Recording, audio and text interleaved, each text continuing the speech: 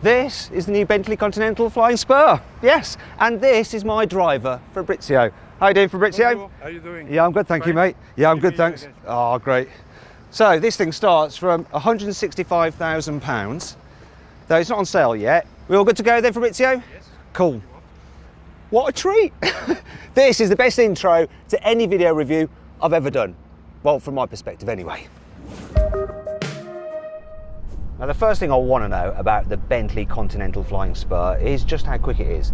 You see, Rolls-Royces are supposed to be swift, but Bentleys are meant to be effing fast. So I'm about to arrive at a péage, and then my driver is going to launch it. I'm going to see how quickly it gets to 60 miles an hour using my specialist timing equipment.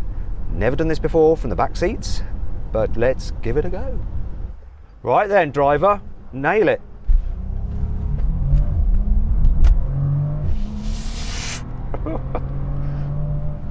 And I've got a reading, people.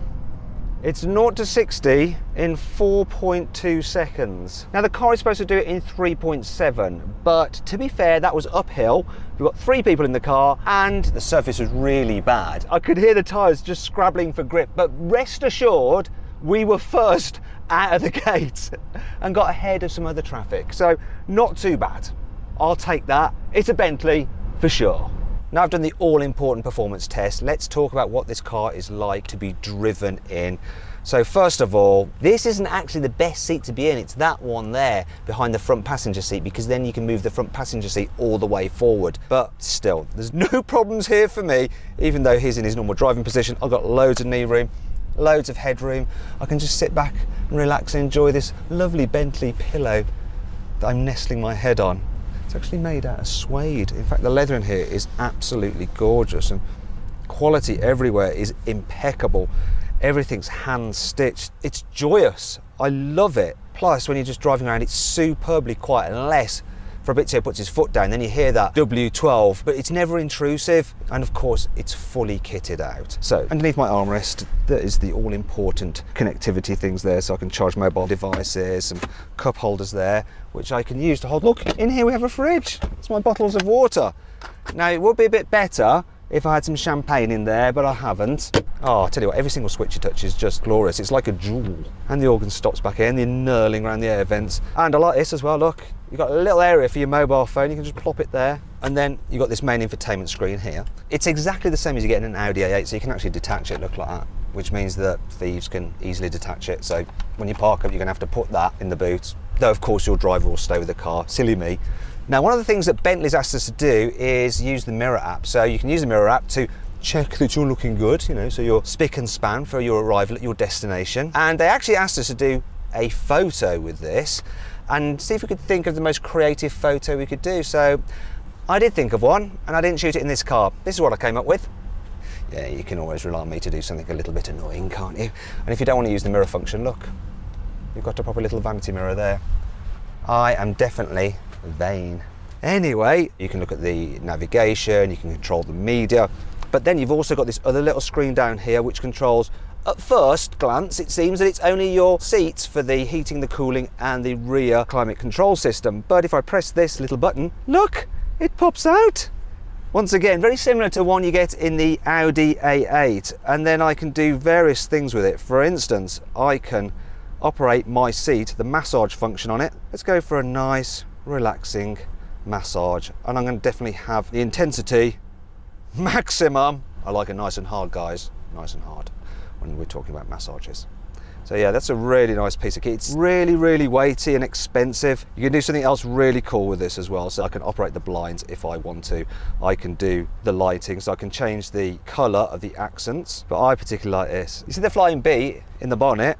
I can actually control it with this. I can conceal it if I think it's a little bit too ostentatious. Or if I want to show off, I can reveal it. Just at a press of the button, and as you see it popping up on the screen, it is popping out the car's bonnet. It's things like that that just make the car feel that little bit more special. Love that feature.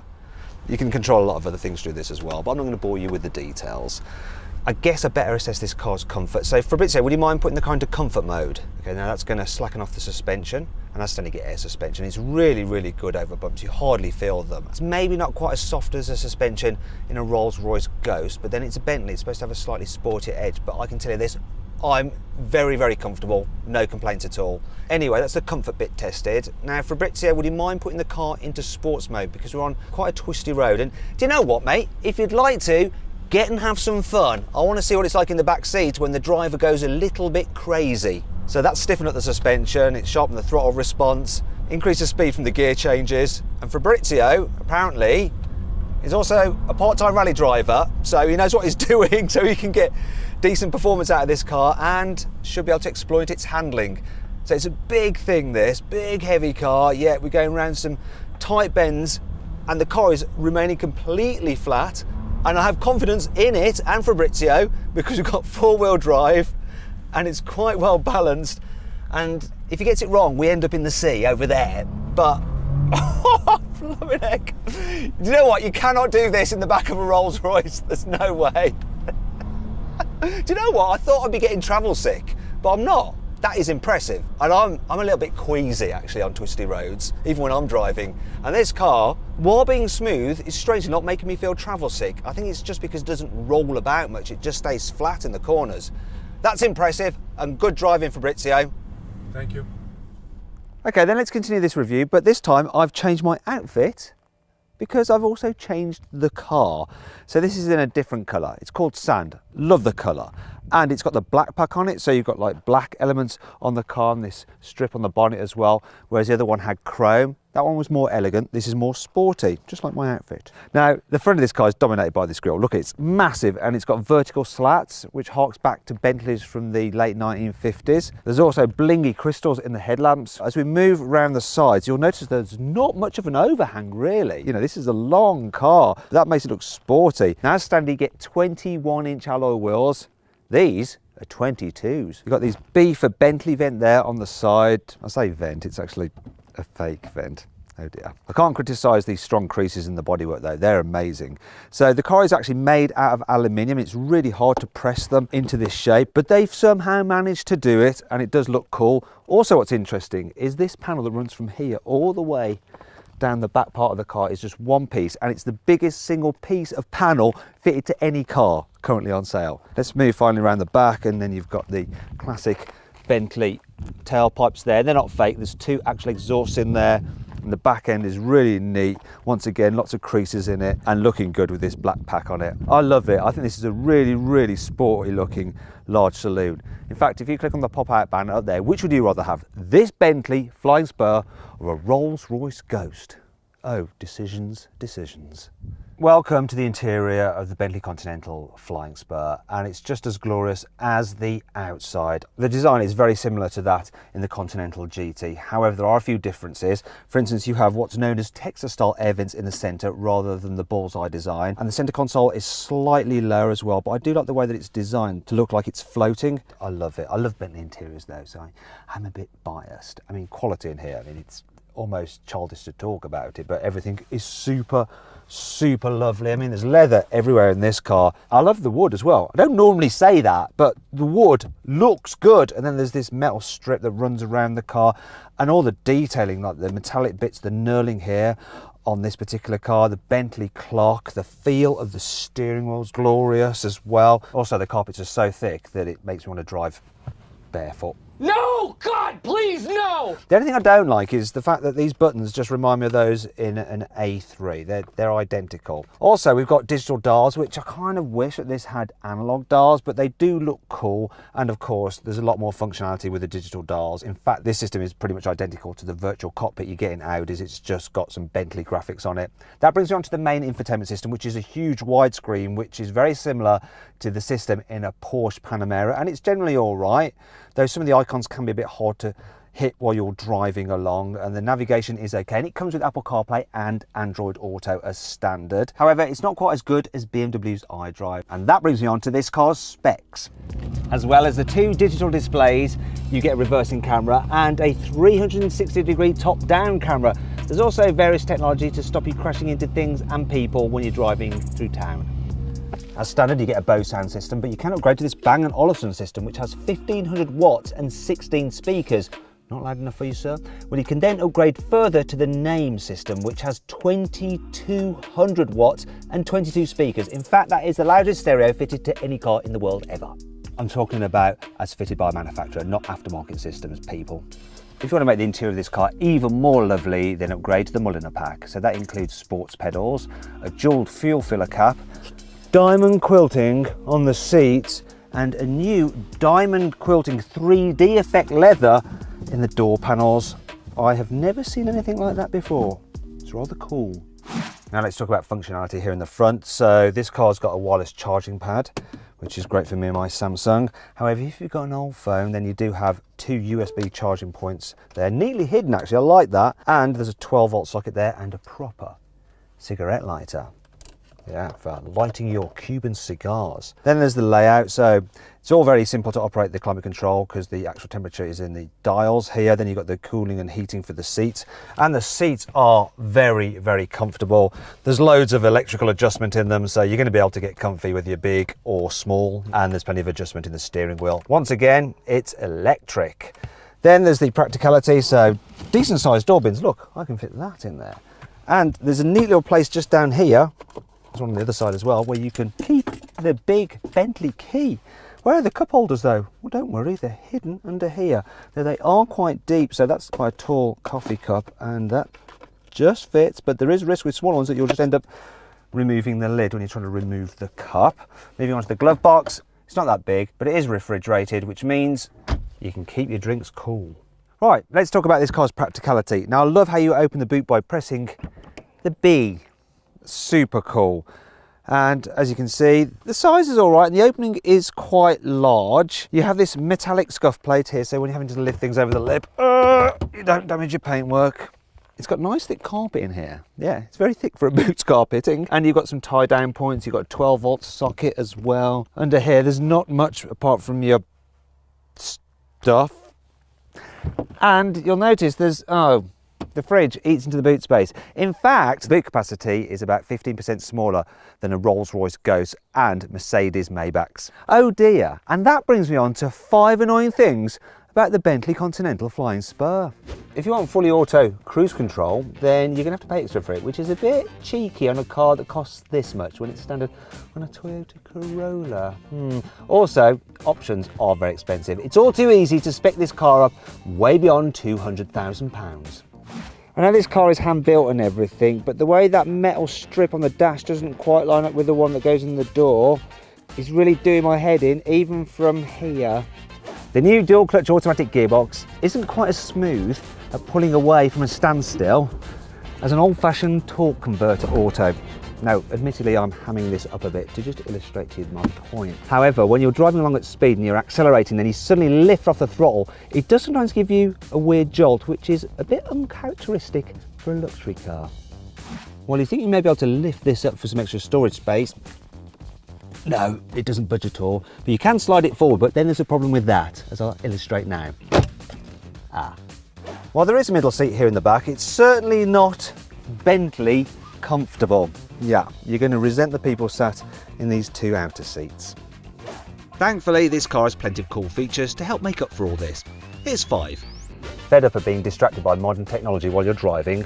Well, why not have a digital detox? With the press of a button, you can rotate this round to some old-fashioned dials, or if you want to, just get rid of it entirely. That's better. The Flying Bee bonnet mascot took 2 years to design, and you can get it with crystal inlays in the wings, and they actually illuminate at night. How cool is that?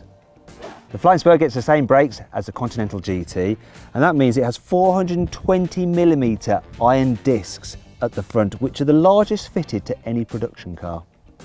This is the fastest saloon car in the world with a top speed of 207 miles an hour, and it does that in 6th gear. 7th and 8th gear are just for improved economy. You get rear wheel steering as standard, which means the back wheels turn in the opposite direction as the fronts when you're going slowly to make this more manoeuvrable, and then they go in the same direction as the fronts when you're going faster to improve stability. You also get active anti-roll bars which decouple when you're going along the straight to help make things nice and comfortable. At the moment, you can only get the Bentley Continental Flying Spur with one engine.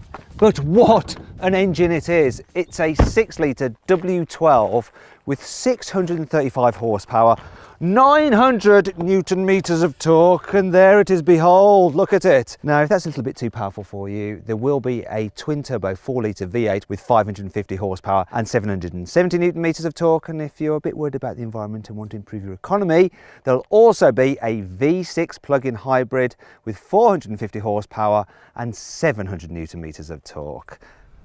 Now, what happens when you give your chauffeur the day off and you've got to cruise around town yourself? I mean, this is a big long car, 5.3 meters. It's going to be too awkward to drive, but wait a minute.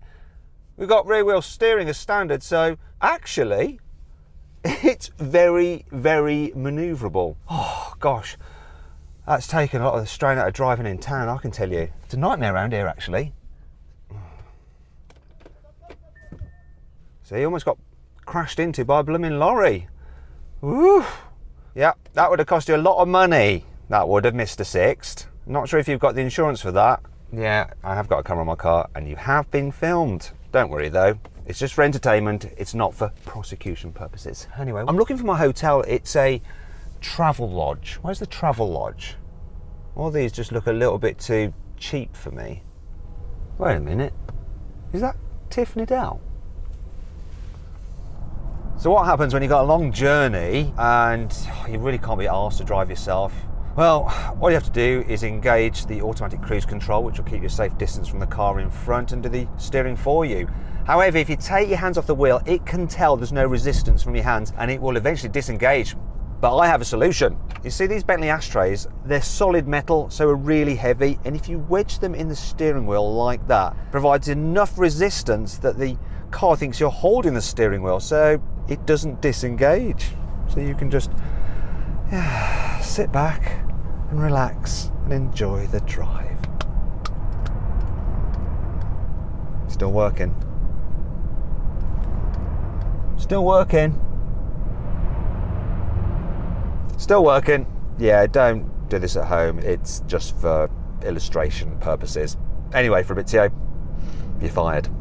When you finally get onto an interesting piece of road, you're going to want to take the controls back yourself, because this is actually a surprisingly fun car to drive for such a big luxury saloon. So I'm going to switch it into sports mode, and there's a noticeable difference between comfort and sport in terms of the throttle response, the steering weight, and especially the suspension. It's amazing how much it grips actually through the corners. Now, one of the reasons for that is that Bentley has actually moved the engine slightly back and it's shortened the old W12, so the balance is better than before. Also, when you got in sports mode, it really limits the amount of power that goes to the front wheel, so it's effectively rear wheel drive. I reckon this thing will drift, but I can't do that today.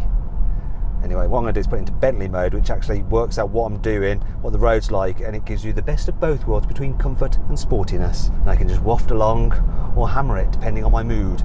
However, if you want to hammer it a lot, you're probably going to be better off with the Continental GT. It's just a little bit more sporty. And if you click on the pop-out banner up there in the top right corner of the screen, you can watch my video review of it.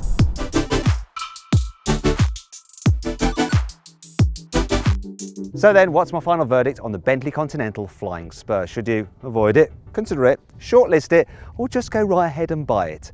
Well, if you want a luxury car that's brilliant to drive, but also brilliant to be driven in, if you can afford it, just go right ahead and buy it.